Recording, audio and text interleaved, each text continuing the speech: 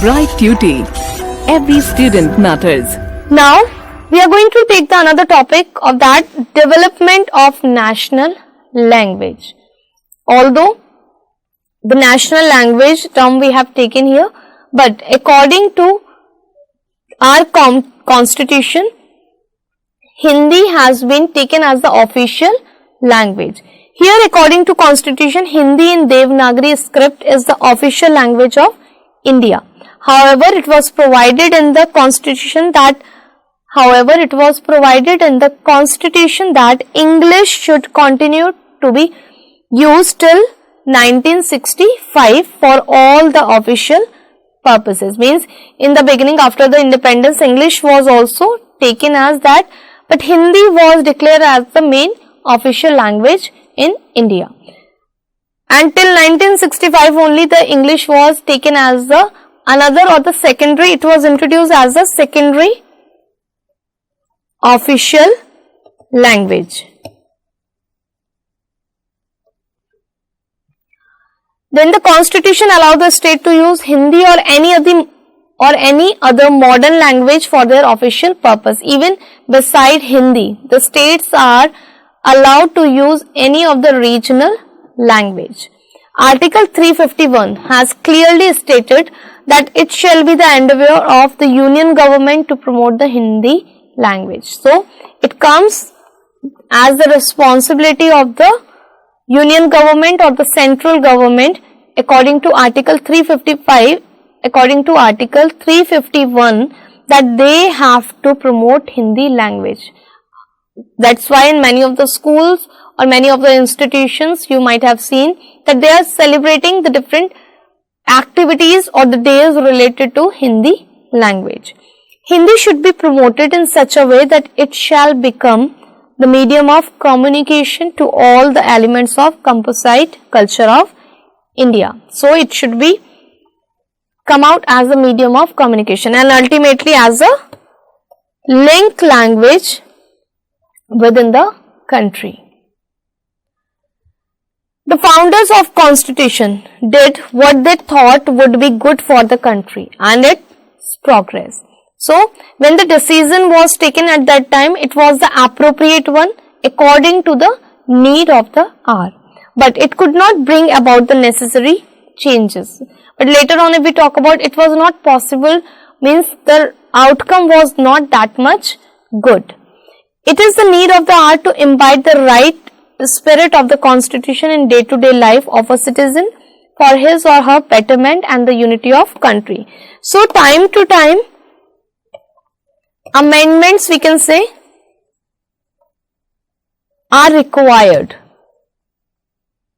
for the betterment of the citizens of the country. It should not be because if we talk about our constitution is not rigid one, we take it as a flexible one, which helps us to bring the different changes, time to time changes we are bringing in it, different amendments we are introducing in it according to our need, according to the needs of the citizens.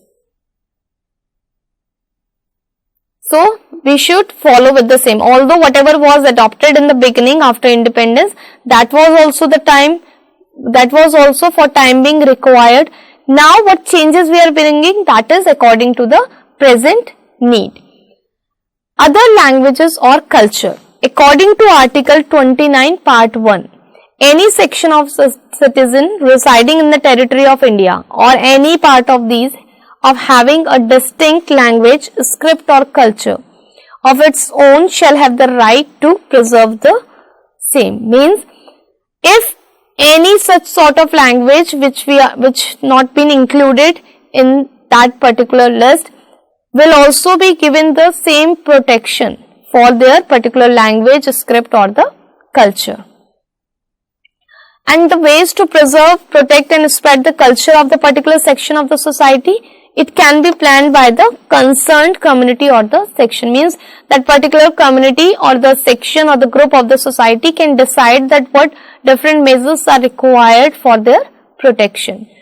And government as a rule does not interfere with the activity of these group, because it is already clearly mentioned in the constitution for these group, even for their protection, the government, the state cannot interfere in these activities.